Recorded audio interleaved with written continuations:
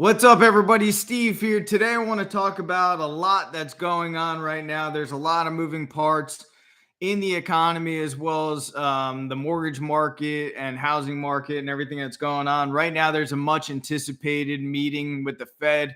They're planning on 50 basis points, basically increasing the Fed rate a half of a percent. Some of the Fed members are pushing for 0.75%. And by the end of 2022, they're talking to be over 2%, which will have an effect on a lot of things, including a lot of debt positions. And this is one of the reasons why I want to have this stream coming out today is I think that a lot of people need to get prepared. Mortgage rates, 30-year fixed mortgage rates are around 5.4%. They dipped down a little bit today as opposed to yesterday and a couple of days ago. A couple of days ago, they're at 5.55. Now, depending on how the markets react with the Fed increasing a half of a point, I think we can all anticipate mortgage rates increasing as well. So that's gonna slow down the real estate market even further. It's going to reduce the purchasing power for a lot of people in terms of what they can afford for, their home for their mortgage. So I anticipate we're going to see more price reductions in the market. Sellers are not going to be able to get as high prices as they once were. Even here in Southwest Florida, we're starting to see some price reductions. And there's still plenty of buyers coming into our market here in Florida. So when these price reductions do happen, they are many times going off market. So we still have a demand for housing. There's no doubt about it. However, increase in mortgage rates is definitely hurting people's purchasing power. Now, I put in the description a link to an article from Market Watch. It talks about foreclosure filings. I want to pick this article apart a little bit and then talk further about it, and also what you guys can do on your end to protect yourself coming into potentially a recession. It goes on to say foreclosure filings are up 132% from a prior year. Now, that might sound like big numbers, and I've done other videos on this as well, and it might sound like it's a lot, but in the whole scheme of things with the foreclosure moratoriums, it's not really that much, all things considered, because of basically the manipulation of what our federal government did in terms of basically stopping any kind of foreclosure proceedings. It goes on to say 78,000 U.S. properties had a foreclosure filing during the first quarter of 2022, which is up 39% from the previous quarter and up 132% from a year ago. Again, because we've had such a backlog of natural foreclosures that should have happened, it sounds like it's a big percentage, which, it is a lot of homes, but at the same time, it's not that much in the whole scheme of things yet anyway. Now it goes on to say that doesn't indicate a sudden weakness in the housing market. Mortgage servicers are essentially catching up on processing foreclosures on loans that are already in default or more than 120 days delinquent prior to the pandemic. Many of these loans are fairly old, issued prior to 2009, which I found very interesting. Now, if you know anybody, for one thing, be sure, if you know anybody that actually is in the process of going through a foreclosure because they have an old loan or whatever the case is, odds are, after attorney fees and everything else, with the amount of equity that has happened over the last couple of years, people might be able to get out of a foreclosure situation and sell that property. So it's never too late. So, you got 78,000 people first quarter that had foreclosure filings. I mean, spread the message here, because there's a lot of equity that's been built in, especially if these loans were issued prior to 2009, like this article is saying. So, even if you bought at the top of the market back in the last real estate crash, I mean, we're higher. Obviously, we're higher in most cases than the last crash. So people probably have equity even after paying any kind of attorney fees. article goes on to say there are actually more than 1.2 million fewer serious delinquencies than there were last March. Black Knight reports. What's more, delinquencies are overall way down. Black Knight reports 30-day delinquencies. Borrowers who missed basically one single payment were past due plunged 20% from February. The reason for this decline, now this is the most important thing that I wanted to pick apart in this article. Excuse me real quick.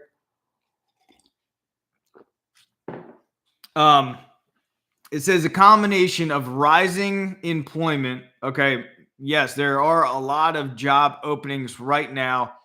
At this point in time, I foresee if we are going to go into a recession, there's going to be a lot of businesses that are going to do even more layoffs. I've done other videos on mass layoffs in the mortgage related fields, in the real estate related fields.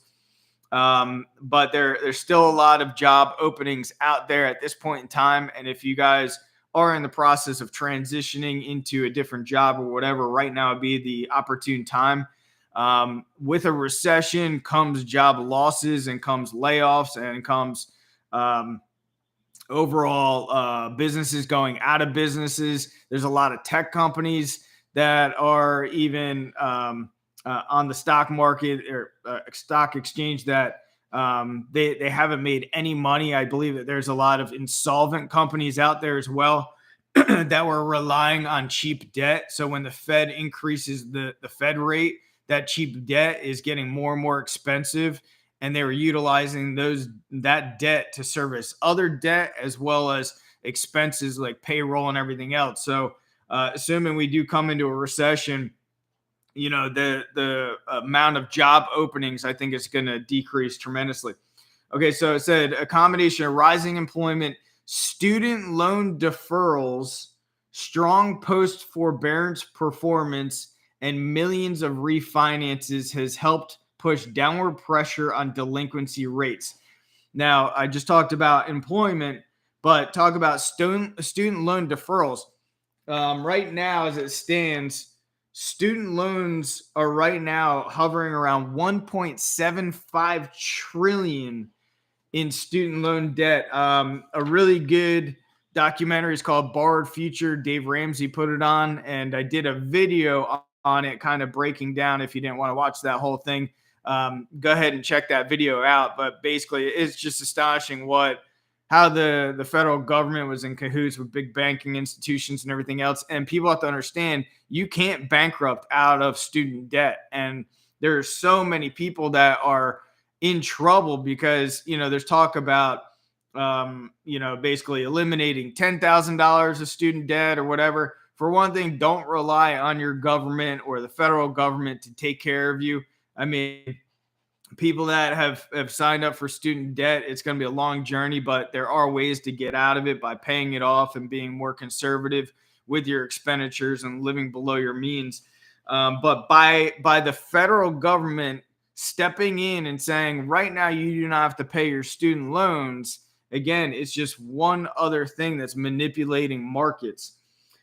Strong post forbearance performance. Obviously, that's another thing. You know, you didn't have to pay your mortgage. Obviously, people are restructuring their mortgages right now with loan modifications. They're, in some cases, they're extending out 40 years, and you know, you're indebted for a long period of time if you've done that. And then obviously millions of refinances, which it's not just people refinancing to get a better rate. Those who are smart, a lot of them, you know, went from, you know, let's say they got on a 30-year fix, they were paying it down, they were at 22 years, and then people took advantage of the low rates and refied into a fully amortized 15-year. That is something that's very smart to do. However, the problem is you got, let's see, you got in 2021 alone, check this out, you got 1.2 trillion cash out refis. Okay. Now that is the largest cash out refi since 2005. Okay. And also states that people tapped into 275 billion into home equity. So the problem is, I think we have a lot of people that utilize their home and their home equity as basically a credit card, and people may, in some cases they consolidated debt, but that doesn't really fix the mental side of financial intelligence, in terms of getting you into a more fiscally responsible, figuring out how to pay off debt. All you did was consolidate debt. Now, other people did cash out refis, and they put in a pool on their home, or they put a deck on their home, or they bought a car, or they bought a boat, or they bought a lot of stuff that they don't need. And especially during the pandemic, a lot of people bought toys because they were at home, not necessarily working or working from home. So people were doing cash out refis, taking those funds and just buying stupid shit. And unfortunately, I think it's going to catch up to a lot of people. I did another video. I think it comes out. I don't know when it comes out, this week or next week. Berkshire real estate income is down. Real estate related income for Berkshire Hathaway is down 75% year over year. That's anybody in the mortgage related fields. That's anybody in the real estate related field. So Berkshire Hathaway making money on loan origination points, making money on real estate commissions, down 75% year over year. What does that say to me? It's a direct reflection of our real estate market shifting and slowing down.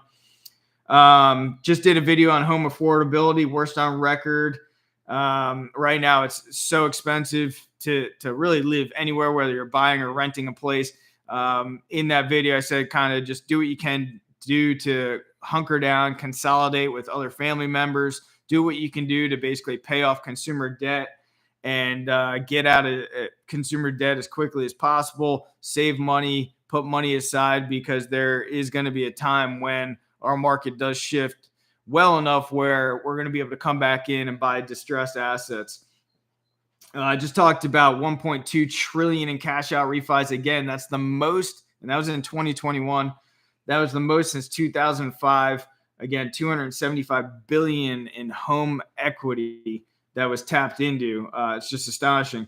2022, 64% of the U.S. population is living paycheck to paycheck, and that's up from 61% in December of 2021. So we had a 3% increase this quarter of people living paycheck to paycheck. Now, I don't know about you guys. I think that inflation, high inflation and high gas prices is affecting everybody. So the whole paycheck to paycheck, I think, is only going to get worse. And I think that people are going to be in positions where, a lot of people that bought real estate too, they bought very high. And even though they locked into good interest rates and everything else, at times people start to realize, you know what, maybe I paid too much and my bills are too high. I got other videos coming out too with the increases of homeowners insurance as well as real estate taxes.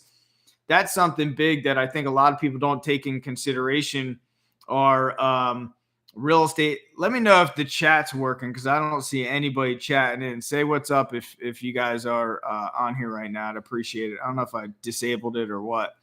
But I think people are buying real estate and they're not really taking in consideration real estate taxes. Thank you, Finance Generation. Thank you, Andrea. Thank you, Mena. So when you're buying real estate and you're looking at the owner's previous tax bill, that's irrelevant. I tell people, don't even pay attention to that. It's what the new assessed value is going to be. And a lot of people are having sticker shock. I've seen other videos of people in the state of Texas, a couple other videos that I looked at, that people were just they're sticker shock. They're looking at their tax bill and it's another $1,000 a year, whatever the case is. So they didn't properly allocate for that. And what happens is, a lot of times when you're taking debt, taking a mortgage, your lender is going to require you to escrow that money, meaning you're going to pay over principal and interest, and you're going to pay an estimated amount for taxes, insurance that's going to go into an escrow account. This way, the bank is protected every single month by you fulfilling that obligation. And what happens is after the first year, they restructure that. So after the first year of you making, let's say it's $1,800 a month and you're okay with that or whatever, they do their reassessment and figure out, wow, your taxes, insurance jumped up, and now you got to escrow another $200 a month. Now instead of paying $1,800, now you're at $2,000 a month. And I think a lot of people are going to get affected and starting to feel that. If you guys are and you bought a property, drop a comment below. I'd appreciate that too, because we are seeing that. We're also seeing in today's mortgage market, people, they've had the FOMO of fear of missing out, and they've been working with certain agents in our office. And then finally they get something in the contract and they're rerunning the mortgage numbers and they're freaking out and people are backing out. And I'm seeing it also not just in our real estate office, but I'm seeing it reflective on a lot of MLS drips that come to my email every day. And, it's a lot of them are price decreases and pending contingent back to active. So properties are coming back on market. And I'm planning on doing another video where I'm just going to call real estate agents and find out why they backed out of those deals, because I think a lot of it is not necessarily condition of property. I think a lot of it is financing. Average credit card debt for the U.S. family right now, $6,270. That if we combine it, it's $856 billion in credit card debt. I think it's the largest amount of all time. Auto loans, 1.2 trillion in auto loans, and that is the highest in U.S. history. People have been financing auto loans like crazy, and because of the bottlenecks and supply chain issues, the problem is I think that people have been grossly overpaying for cars and trucks and SUVs. We recently picked up an SUV. It was more than I wanted to pay for a Tahoe. It's a used Tahoe, but definitely a lot more than I wanted to pay for it. But, we needed the vehicle. But I think that, and we didn't finance it. We paid cash for it. But a lot of people, I don't know if it was the maybe fear of missing out on buying a brand new car. I don't know. But I think that we're going to see the car market come down, and I believe we're going to see people that when they're needing to get out of that vehicle, they're going to be in an upside down position. And then they're going to have to do a crazy debt cycle when they go ahead and trade that car into a dealership. And they're probably going to tack on that deferred amount and pay a much higher rate and probably get amortized over a 7, 8, 10-year period. I wouldn't be surprised if that keeps getting extended out. And I wouldn't be surprised if they start doing that with mortgages as well, pushing them out to the 40-year mortgage, which I think is going to be nuts. If you have questions too, drop them in. I'll try to get to any questions that you guys have or comments or whatever for discussion points. Student loan debt, 1.75 trillion. Again, I talked about that with Barred Future. Warren Buffett just had his annual meeting, and I wanted to read this. I thought it was pretty good, and it's pertaining to inflation.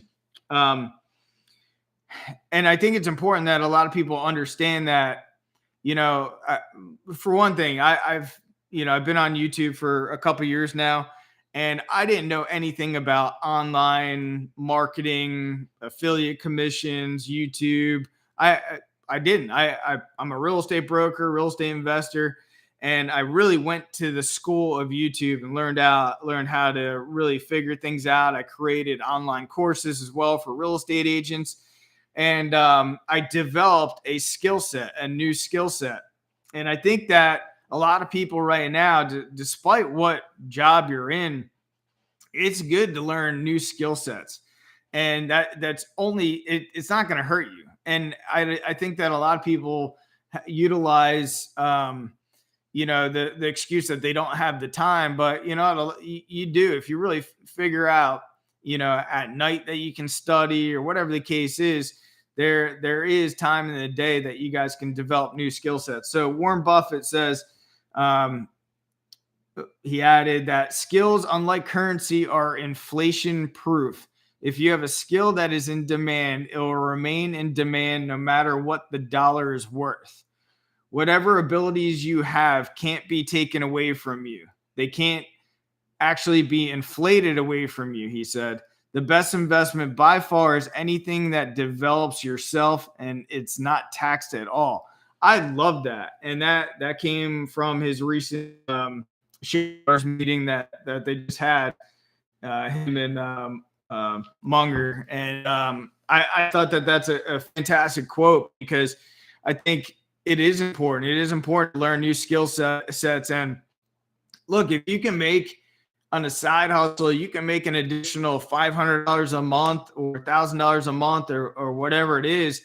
And you can either pay off consumer debt with that. You can get rid of stuff that you don't need, get rid of credit card debt, because your credit card debt is going to start, it could potentially put you in an upside down position, especially if you're making minimum payment. With the Fed increasing rates, all that short-term debt is going to go up. So anything that you guys can do to get out of consumer debt, reduce your personal overhead, you're going to be in a much better position, especially for what I foresee is going to happen in the future. Let's see. Video Garage listening. Samson, what's up, brah? I'm folding clothes. Sorry, but your channel is freaking awesome. Thank you, Andrea. Just got an offer on my house that will pocket me $110,000. Michael, nice job. Curious, is that your homestead? If it's your homestead, a lot of people don't know this. If you sell your homestead and you're there for at least 24 months, there full time, check out the IRS code. I'm not a financial advisor, but that gain is free and clear, and that's a huge way to grow wealth. That's actually one of the ways that I've been able to eventually become mortgage free, is just been flipping my homestead. Video Garage, just saw a home in Miami, paid $150 over ask. Fools. Yeah, the Miami market is still insane right now. That's you got tech companies going there and everything else, so it's just skyrocketed. But with tech companies, you got to watch these areas where they're big with tech companies, because they're going to be doing mass layoffs. Are we going into a recession? I mean, first quarter GDP was down 1.4%. I mean, you guys tell me, are you guys feeling the strain at the gas pump? Is everything more expensive? Are you guys pulling back on buying stuff? Like, are you slowing down on buying other things like furniture and TVs and everything else? Like that's basically what puts us into a recession, is slowing down. We're contracting as a society. So I think so. And, after second quarter, we will know if we are or not. Can't wait for the big dump. Another Google user. Tom Box in Japan, they have 100-year mortgages. Yeah, I know that is pretty crazy. And look at what's going on with Evergrande right now, in China anyway. Any prediction on what the Fed rate will be? I anticipate, thanks, Mina. The Fed rate, they're talking 0.5 point, which doesn't sound like a lot, but you saw what a quarter point did for the mortgage market. So 0.5 point, I think others in the Fed they want maybe 0.75%. But if we have 50 basis points, we'll see what that does to the markets. Another thing too, the stock market. People's 401ks, that's less purchasing power. People, when they see their retirements drop, people are less likely to go out and buy stuff. They're less likely to go on vacations. They're less likely to go out for dinner. So that all contributes to, basically pulling back and contracting as a society. Working from home, keep costs down. For Video Garage, you're absolutely right. I work from home a lot, and I got a Ford Raptor, and I think I get like 2 miles to the gallon on that thing. It's ridiculous. Actually, I think I get probably 11 or 12. Fun truck to drive, but thank God I'm not driving all over the place these days, because I would probably be on a moped or something. What's the rate increase this time? Do you know? It's going to be probably 0.5 point. for the Fed rate. Would you keep your job with 110K in your account? I mean, if you hate your job right now, there's a lot of job openings. I would just make sure that if you're going to shop around for a new company to go work for, that they're solvent, that they're financially responsible. And you might not know it from the outside looking at it, and you're saying, oh, it's a beautiful building or whatever the case is. I would really dig into the financials of the company and make sure they're going to be around, because I think we will see a lot of companies go out of business. And there's a lot of zombie companies out there that have relied on, again, short-term, low interest rate debt that have just kept their heads above water. And in a recession, I think a lot of that's going to come to light.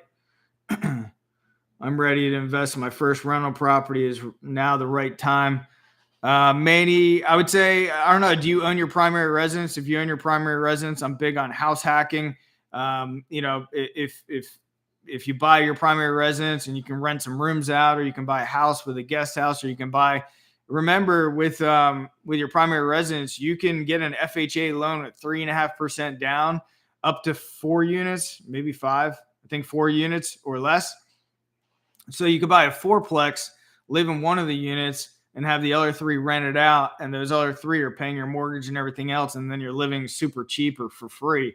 So I highly recommend that. And then after a 2-year period, if you develop equity in the property, you can sell it and that gain will be free and clear. So, again, you should talk to an accountant on that kind of stuff or whatever. But if you don't own your primary residence yet, I would consider doing that before buying an investment property.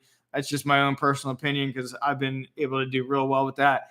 And again, if it's an investment property, your first investment property, it just depends where you're at in the country. A lot of places here in Southwest Florida, they don't make a whole lot of sense because prices are still high. When that starts to turn, it will make sense. So it depends on cash flow. If your PITI, everything out the door is $1,500 a month and you're renting it for $2,000, then that might make sense. And I would also build in, I think rent rates are really high, especially in our area here. And I would build in kind of a conservative approach with the rent rates. So I, maybe go off of 85% of what current day market is, because if the market does shift substantially, and it starts to get flooded with more and more properties, and more investors come in and buy properties and put them on the market for rent, then, we're going to have supply demand, and rent rates will likely come down. So if they come down and you're relying on $2,000 a month, and your nuts $1,500, and now you can only get $1,500, then that's not a good position to be in necessarily. Do that. Look into their financials, because some companies will lie and tell you they're stable just to keep you interested. You're right, Andrea. Aiden, I live in Miami. Houses are sitting for weeks now, but sellers are still listing at high prices. It sucks living where everyone wants to move to. Yeah, Miami's a beautiful spot. Very, very good, awesome spot. We used to have a condo over in Fort Lauderdale. When things start to slow down, I'll probably be back in Lauderdale and get another property out there. Still waiting until we bottom out to buy a house from my crypto wins in Sam We Trust #1. Nice job, man. All right, guys, I know everybody's busy. Keep an eye on the market today with the Fed announcing their increase. I assume it's going to be a 0.5 point. And keep your consumer debt low, and be safe out there. I appreciate everybody being on today's live stream. Thanks a lot. It means a lot to me. If you're not a subscriber, subscribe. And all you subscribers out there, appreciate it. You guys are the backbone of this channel. And thanks a lot for being there. See you guys.